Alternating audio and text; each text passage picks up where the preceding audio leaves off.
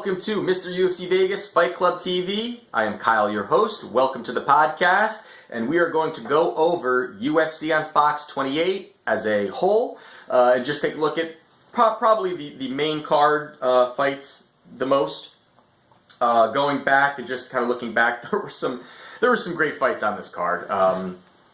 We had talked about that a little bit, guys, when I did my prediction show. This was just going to be a good fight, top to bottom, with just compelling fights that are of interest, with names that you know, that people that are mainstream fighters. It was just an exciting fight, exciting card to watch. Even the prelims, there were some great fights in the prelims. Even the Sam Alvey fight was tremendous. I give Sam Alvey a lot of credit out there. He moves in a different division. He's going up against a tough fighter that I feel like the UFC was really hoping he'd win. I think he was a big guy, definitely has potential, but Sam Alvey has a very awkward style. He does not, he's slow, is not that active when he's out there throwing punches. It's just weird the way that he's able to connect and have power behind a guy that doesn't look like he has power at all, but was able to just drop his opponent and get the victory there. Alan Jouban versus Ben Saunders, interesting fight there. They know each other well outside of the ring, and had to go in and fight each other. Apparently they were not happy that they were fighting each other, but this is the business that they're in, so they ended up having to go out there and scrap. And big victory for Jouban. I think he's got a lot of talent, but big victory for him in general. And Angela Hill getting the win also.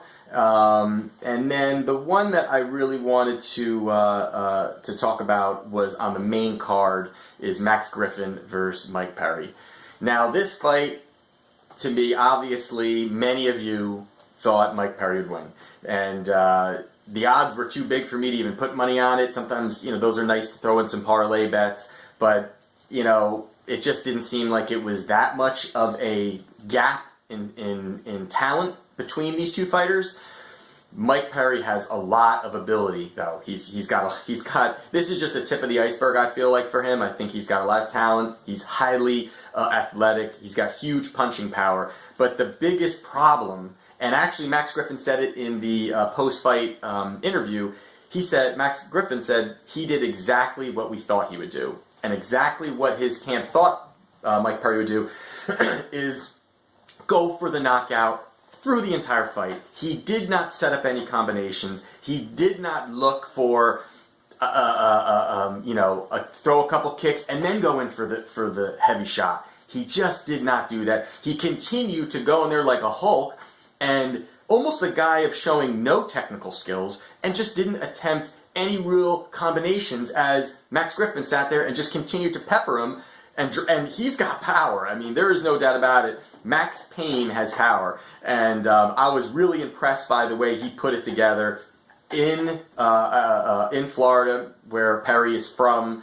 I just thought it was a great fight, and the way that it all happened, the first 2 rounds, Perry is just getting dominated, and then Perry ends up putting together a great 3rd round. I just think because Griffin was pulling back, realized that he had the first 2 rounds, and at that point I think he just knew, listen, I don't want to full on scrap at this point with Perry, knowing that he's looking for the bomb to end the fight. He still landed a couple big shots. I mean, come to the end of that fight, there was a possibility Perry was going to end that fight. So an extraordinary fight. I just not sure what it is about Perry, about his camp. I'm not sure what the strategy was.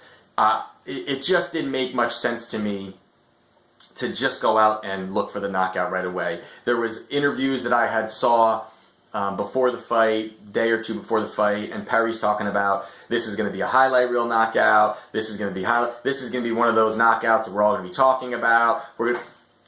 I mean, of course, sometimes people say that, and then they, I'm never going to take the guy out of the ground. I'm not going to attempt to take the guy out of the ground, and then that's all they do in the fight is they try to take the guy out of the ground. So, was he? I was thinking maybe he was trying to play a game a little bit with Griffin's head and say, hey, I'm going to go for his knockout, and then just be calm, cool, and collective. He was completely the opposite of that. He was looking for the knockout from beginning to end, didn't get it. Very close in that third round, but he just needs to put more together to, just to piece together a couple nice rounds that he's not just going out there throwing the bomb. But did not get the win there. Griffin ends up pulling out the victory.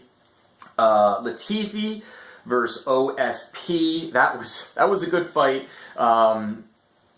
Latifi he's got potential. He's really got potential. A strong wrestler, but he is able to do a lot more than that. He is just like a Daniel Cormier in the fact that he can throw hard shots, he can take a lot of damage and still move forward, and he's got exceptional ground game. So he's an interesting fighter to watch out for. I think now he's ranked 10th, or maybe he's going to move up in the rankings. I believe they released them today. He's going to move up in the rankings, so he's got some work to do, but this was a great fight for him. OSP had ton more of reach. He had the height. He had a lot of that going from, and Latifi played his strategy so well. He didn't just say, I got to take him to the ground, and I believe that actually messed with OSP. OSP was probably thinking, this guy's going to try to just take me to the ground right away.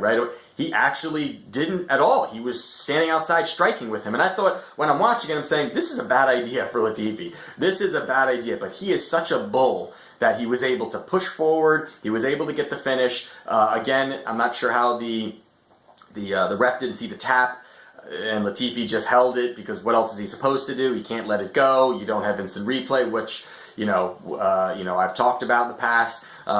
So he ends up getting the victory there. I think it's going to be interesting to see where Latifi goes next. He's got a high ceiling.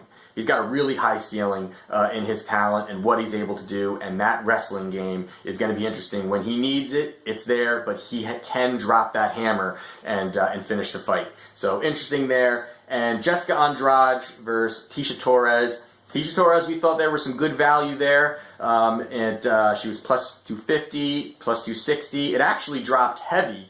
A lot of money was started going on Tecia, but Andrade, she is more of a Hulk than anyone even realizes. I mean, it's unbelievable the way that she was able to pick Tecia up in the positions she was able to pick Tecia up. I mean, Ticia's trying to do an armbar. She's sitting there thinking she's got the armbar, and Andrade is picking her up, her whole body up, and slamming her to the ground. I mean, it's unbelievable. She had her back. She's throwing her off her back. I mean, her strength is so superior in that division. It's unbelievable. Tecia, she did not attempt really to throw a lot of those combinations. I felt like she was really, right from round one, she felt she was overmatched. That first half of that first round, I think she looked okay. She looked okay. And once she started feeling that power of Andrade, she almost looked like, I don't want to be a part of this. I mean, she hung in there. She did what she had to do. She's a tough fighter. But, my God, I mean, Andrade is unbelievable. I mean, her talent is unbelievable. Her strength is unbelievable. She just moves forward the entire fight. She doesn't stop moving forward. She continues to move forward in every aspect of that fight. Even when she got hit, she continued to move forward. And it is extremely hard. And Daniel Cormier said it on the telecast. He said, you know what? It's very hard to punch as you're always moving back. If you're always moving back and then you're trying to plant yourself to go forward, you're not going to have much power. But if you're going forward, you're going to have a ton of power. Your momentum's going to be taking you with that punch. So Tecia, the entire fight, was on her back foot, circling backwards. Even when she caught Andrade, it did nothing to her. Not even sure if Tecia was running forward, would it do anything to Andrade, the way that she is able to take punches and her ability. So obviously an easy decision victory for Jessica Andrade, and I'm interested to see where that fight goes now, where she goes and who she fights. She's got an opportunity now to fight for a title. We did say, it's who you face, and she has faced some of that top level competition, and she put Joanna to the brink. She's definitely somebody who I think is feared in that division, but she was able to get the victory. Andrade, impressive performance, and we'll look forward to see what she does next. And of course, the main event of the card, Jeremy Stephens versus Josh Emmett, which we had got into as my best bet pick. A lot of controversy in this fight, a lot of interesting angles where this is going to take place over the next week to 2 weeks to see what the decision will be. Will they wipe it off and say no contest? Will they just say, hey, he was done anyway, Emmett was going to be done, the shots don't matter? I'll be interested to see where they put this in the category of win-lose, win-loss, or no contest. So it'll be interesting to see where they do with that. I believe that it will be a no contest. That's just my guess there, but I believe there was just enough evidence that he's on the ground, that he was getting striked illegally, that it should just be wiped off as a no contest. And I really believe that this fight needs to happen again. I'm not sure. I know that there was a lot of injuries to Josh Emmett, so I'm not really sure how long he's going to be out for, and if Jeremy Stephens is going to be waiting around for a rematch for a guy that he feels that he beat, where he's now looking to jump up in the rankings, and he's talking about title fights. He definitely, not yet, but he's on his way. If this holds up, he's definitely on his way to a title fight for a guy that's been a vet in this league for a long, long time. Has a lot of losses against a lot of elite fighters, but has some wins too, and he did a great job here and hung in there in that first round when he took a lot of damage. He hung in there and dropped those bombs that we know he's a game changer, like we had all talked about, guys. He's definitely a big game changer with any punch at any point. So there you have it. There's UFC on Fox 28. There's the breakdown, and we'll do this again soon. Take care, everybody.